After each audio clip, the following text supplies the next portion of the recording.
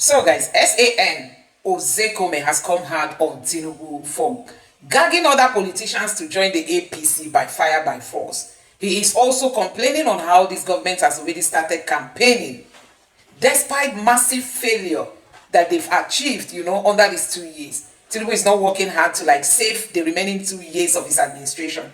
He's just busy, making other politicians to defect to the APC. That's the only achievement they can boast with. This is coming at a time when Afenifere has come out to call on the National Assembly to begin impeachment of the Tinubu's government, saying that Tinubu is violating the law because Tinubu commissioned a very small section of the Calabar-Lagos Coastal Highway.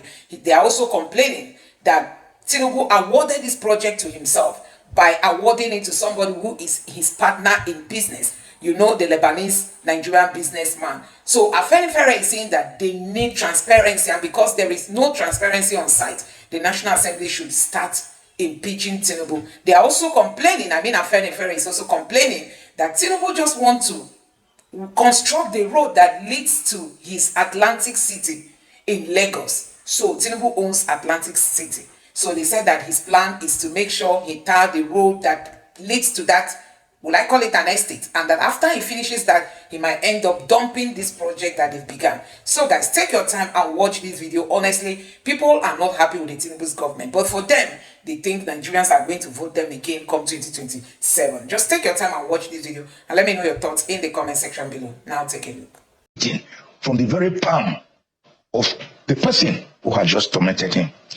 So I think the average Nigerian has been so pauperized that he's no longer in a state of melancholy or dejection, but rather in a state of helplessness and hopelessness and helplessness. It's a terrible situation. When we were just looking at, Niger again. Yeah. Niger. It's coming. People think the flood is, no, there's more. Because every year, the same places. We have Nigerian Meteorological Service, right? Yes. We also have NEMA.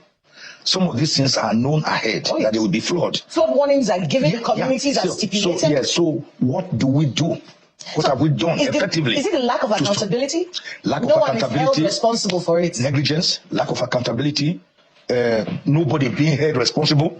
Look, we're even lucky that we don't have severe natural catastrophes. Some countries suffer tornadoes, tsunamis, volcanic eruptions. Landslides. We are lucky with our terrain. And then mere flood comes and we see it ahead. What do? We're hit left, right, and center with disasters from here and there. Look at the killings have continued in Benue. Not just in Benue. Around the country. Plateau. And the insecurity. I want to remind you of something that happened. Your captors have been sentenced to prison. Yes. I think they're in 20 years. Yeah. 20 years in prison. I remember then, and I kept thinking to myself, if Professor Moke Ozekhome can be kidnapped, who am I? Who am I? And the irony is that I was not targeted. They operated randomly. And this was in the hot afternoon, about past 2 p.m. In the daytime? On the 23rd of August, 2013. And I was released on the 12th of September, 3 weeks later. And that it could happen on a government highway, near a police post, a police station, on the way to Ekpoma. And the 4 policemen that were coming for my aid, or to my aid, were brutally gunned down in my presence. And the kidnappers made it clear that they didn't profile me. They didn't know who I was. It was about 2 days later when the news filtered that they knew. And they came to me and said, sorry, sir, we didn't know it was you we kidnapped. Had we known, we would have gone to drop you back because we have been fighting for the common man, including us. It was so touching. And I said, okay, thank you very much. Now that you know who I am. Can I be released? Can I be released? They say, oh, no, sir, it doesn't work that way. It doesn't work that way. The vehicle you saw us use, we bought it specifically for the operation. We have burnt it so that it won't be traced to us. So it's expensive to carry out this thing. Very well organized, educated youth, driven to this because of poor governance template. Governments that practice elections, what in my Ozekhpedia neologism I call electionocracy. That's what we practice. We just finished one election. Rather than settle down to govern, we're already looking forward towards another election with endorsements here and there of governorship candidates, of Mr. President, people falling over each other to endorse Mr. President, who has not been allowed yet to do his job for over 2 years. Bootlicking at its highest level. Decampments, cross-carpeting by governors who won on the platform of a political party, throwing all morals and decency to the winds, and then crossing over to the opposite party because you want to come back. It's like beans, akara, and momoy. They're the same. So they have no scruples because they don't have any ideological bifurcation. And that's where we are. It's a very painful And we are gradually driving, without knowing it, towards a one-party state. And it's a dangerous move if we are not careful. Because in a one-party state, dictatorship reigns supreme. The president says we shouldn't worry about that. It's one party making a difference. Yeah, no, not a dictatorship. State. You will see dictatorship. Because everybody will agree. National Assembly pocketed, we agree. Judiciary will be pocketed. And everybody will be saying yes, yes, yes. Dictatorship, absolute corruption, which can no longer be checked because everybody is there. The truth is that such a party will still implode later. Oh, history shows that it will implode. Listen, in this country, we watched PDP. They ruled for about 16 years, I remember. And it got so cozy for them, so beautiful, that at a time they said they were going to rule for 60 years. Right? Remember? It got so cozy that they even started deregistering members of the political party. Can you imagine? Instead of recruiting members, they were now deregistering members. Get out. But what happened at the end of the day? Well, you see, someone has pointed out that these endorsements, these massive endorsements that have been given to the president, former President Jonathan got the same thing. Yeah. And lost the election. Is it possible? Well, is it possible that with all these endorsements, President Tinubu might lose the election? Because you have said that this election in 2027 will be, I'm going to coin a phrase, it will be our stomachs versus the president. Yeah. So is it possible that the Nigerian people might get to a point, maybe in 2027, where they say, look, we now have to make other decisions. We don't. Yes, yeah, but that has to come on the platform of a strong opposition. A strong opposition. Do we have one? There must be a political party platform that these Nigerians will coalesce into. We saw that virtually happen during Peter Obi's Labour Party. In 2023. In 2023. 2027, do we have that sort of option? I am yet to see. Because the opposition parties are themselves fractured. PDP has its own internal schism. Labour Party has its own internal schism. All the political parties. So with that, with a strategic person like President Bola Ahmed Tinubu, who has been able to put in place in all the critical sectors of governance, is some people. All of them. From EFCC to DIA, DSS. Of course, the judiciary, that is providential. That is a Yoruba woman because she earned it. But with the legislature, the National Assembly, firmly under its lock and key. With the Ministry of Finance, Central Bank. Some people might call that good politicking. Yeah, well, whatever it is. An astute politician has boys everywhere. Yeah, everywhere. And puts them in places. Yeah, they put them in places. So even the INEC chairman that has just been appointed to replace Mahmoud. So I see Tinubu virtually running against himself. That's what I see. I may be wrong. I want to challenge Nigerians to do something to prove me wrong. That Tinubu will not be running against himself in 2027. Prof, we have to go on a short break. Yeah. When we come back, we'll be looking at your sector, the judiciary, and some of the games being played with this very critical sector, among other issues. So please, stay with us on Hard Copy. We'll be right back.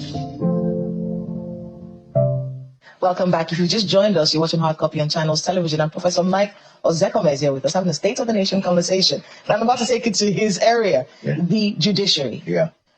Now, we know that with Jusun, when Jusun went on strike, I think some pockets in Jusun are still insisting that they are going to continue the strike. But generally, the negotiations have happened and they've come to some kind of resolution. But my question has to do with the questions that they are asking. Salary. Yeah. 70,000 naira minimum wage. Not being paid. And then we saw the visuals of some of the courts. I wouldn't sit there. But it's a place where we are calling a hall of justice, and these places are dilapidated. Dilapidated infrastructure. Judges still writing with long hand. Lack of incentives. Is there a game we're playing here that might backfire on us? I wouldn't know whether it's a game, but I just know that the judiciary has been ignored for too long. And it's garbage in, garbage out. It's what you sow that you reap. The judges themselves are human beings. They live in the same society where the policeman shoots a person for refusing to give a bribe of 500 naira. They live in the same society where the customs man turn his face and allow goods to be smuggled in. They live in the same society where the immigration officers will allow foreigners to infiltrate into the country without valid papers, to the extent that if you go around, you see Chinese people frying gari, frying akara balls and gari, granite, Chinese. They are all here. How did they come in? So the point I'm making is that in a society like that, that is infectious, that is contagious, you need to treat the judiciary respectfully, because they are to deliver justice between man and man, between man and government. The judiciary must be well funded, judges well paid, so that they can become like St. Michael, Archangel Michael, or St. John the Baptist, or even Jesus Christ, that can still bribe and turn away his face, because you say, what are they going to give me? After all, I'm taken care of. I have enough to feed myself and my family, to train my children. I have a house to retire to when I'm old. The present government, I must give kudos, has done something good in this respect through a new law last year, giving judges, for example, Supreme Court justices, I think they now get about 54 million naira per annum. That translates to maybe about 54, 56. That translates to about 5.3 million naira per month. Well, it may not mean much in the present inflationary period, but it is a leap forward, and all judges' salaries have been increased. It was Justice Waifo about 20 years ago, during his valedictory sermon or speech, who said, a corrupt judge is more dangerous than a man armed with a dagger. He said the reason is that a man armed with a dagger can be restrained physically, but a judge that is corrupt destroys the moral fiber of the society. We have a proverb in my language. See, what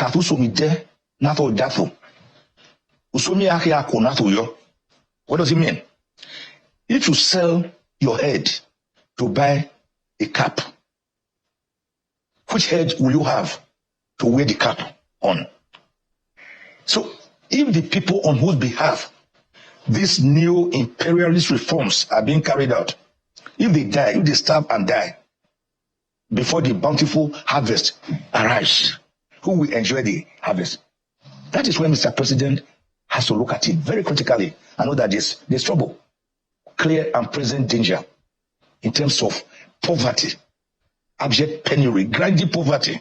Nigerians are barely surviving. People say this poverty is actually being weaponized. Oh, it has been weaponized. It has by this administration. Yes, much weaponized. There's no doubt about that. Hope 93. I want to get I want to quote something you said. Yeah. When you were talking about Hope 93 and the dream. Yeah. That people like you had for our country in 1993.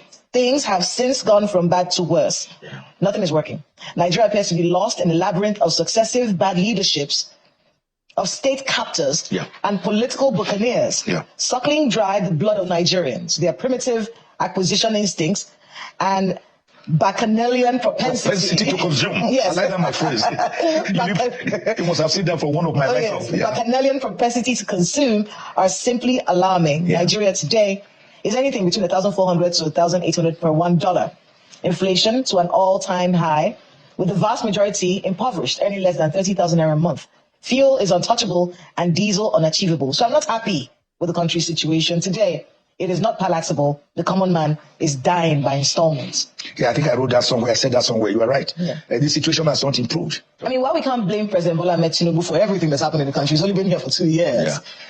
Yeah. Is there something he should be thinking about? Yeah, we can't blame him for everything. That is true. But strong leaders are known when things are bad. People like President Dawood Ensenhowa, Winston Churchill, Abraham Lincoln, many presidents, Mahatma Gandhi. Is it possible presidents who came when things were bad?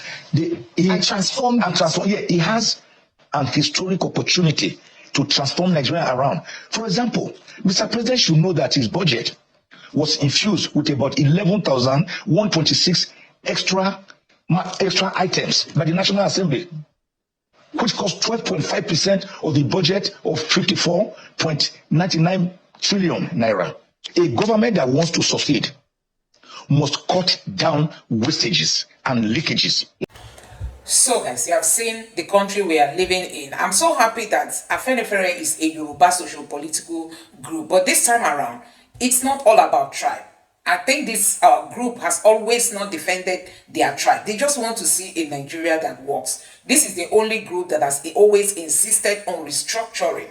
Even at the point of death of Pa Ayo Adebanjo, he has always talked about restructuring Nigeria. And this time around, Tinubu is not finding it easy. So you can imagine this Yoruba social cultural group calling on Tinubu's impeachment to begin immediately. They are telling the National Assembly to prove that they are really independent by starting an impeachment process against the Tinubu's government, because Tinubu awarded this project to somebody who is his business partner. So it means that Tinubu awarded this project to himself.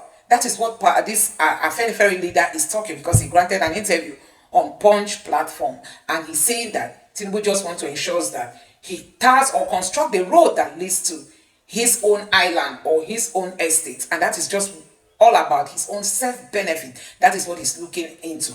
After he awarded this project to his partner in business, now it is being said that his mission is just to tar the road that will benefit him, and he might end up abandoning this project, and at that time he will tell you that there is no more money to continue. Don't forget that a whole lot has been put into this project, even though Nigerians pleaded with the Tinubu's government to pay attention to existing roads in Nigeria, roads that are already existing, but Tinubu chose to start a new road construction amidst poverty in Nigeria, amidst hunger, and amidst high rate of inflation, unemployment, and other things that they would have addressed for Nigeria to move forward. They've decided to go into this. Now you are seeing that Afenifere is calling on the National Assembly to begin an impeachment process, because it's not about Tinubu's family. It appears Tinubu wants to replicate what he did in Lagos, because Lagos is totally seen today as if he owns it. You have seen what's happening between him and the governor of Lagos State. Anytime you disobey Tinubu, you enter his black book, and that is why he snubbed him. And recently again there was another gathering in Lagos State, and the governor of Lagos State was absent. So you can imagine there's already a rift between the two of them, and if not that Babajide is already in his second term, that would have cost him re-election if he had not come for his second term. So it's all about Tinubu playing God in Nigeria to the detriment of the people. Anyway, I don't know what you make of this call for Tinubu's impeachment, and what do you think about what Moke Ozekhome has got to say about the Tinubu's leadership and how this country is faring at the moment. Let me know your thoughts in the comment section below. Please don't forget to subscribe to the channel, turn on the notification bell. Please give this video a like so that YouTube can recommend it to others, and drop your thoughts in the comment section below. Thank you.